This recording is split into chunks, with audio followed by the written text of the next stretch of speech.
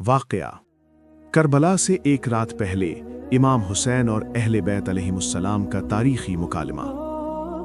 ये वाक़या 9 मुहर्रमुल हराम शब आशूरा का है।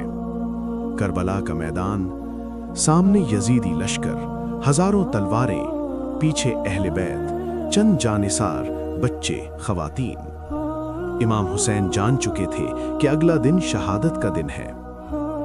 रात के वक्त इमाम हुसैन ने अपने तमाम साथियों और अहले बैत अलैहिमुस्सलाम को जमा किया, चराग गुल कर दिए और फरमाया, मैं अपनी बैत तुम सबसे उठाता हूँ। ये लोग सिर्फ मुझे चाहते हैं। तुम अंधेरे में यहाँ से चले जाओ, कल तुम में से किसी से सवाल नहीं होगा। ये जुमला तारीख का सबसे बड़ा इम्तिहान था। अहले बैत और असहाब के जवाबात। हज़रत अब्बास अलमदार करबला सबसे पहले बोले, क्या हम आपको तन्हा छोड़ दें? अल्लाह हमें वो दिन न दिखाए कि हम आपके बाद जिंदा रहें। ये सिर्फ भाई का जवाब नहीं था, ये वफा का ऐलान था। हज़रत अली अकबर, नौजवान बेटा जिसका चेहरा रसूल सल्लल्लाहु से मुशाबे था, आगे बढ़े, अब्बा जान, क्या हम हक पर नहीं हैं?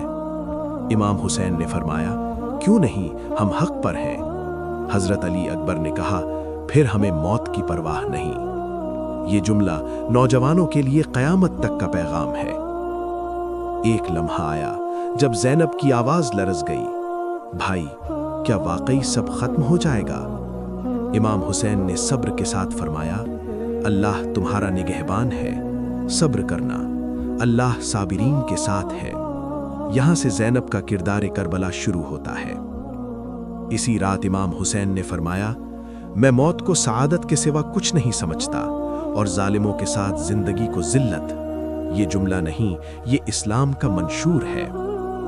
ये रात गुजर गई। अगली सुबह करबला ने तारीख बदल दी। करबला सिर्फ एक जंग नहीं थी, ये हक और बातिल के दरमियान आखिरी लकीर थी। करबला हमें रोना नहीं, खड़ा होना सिखाती है।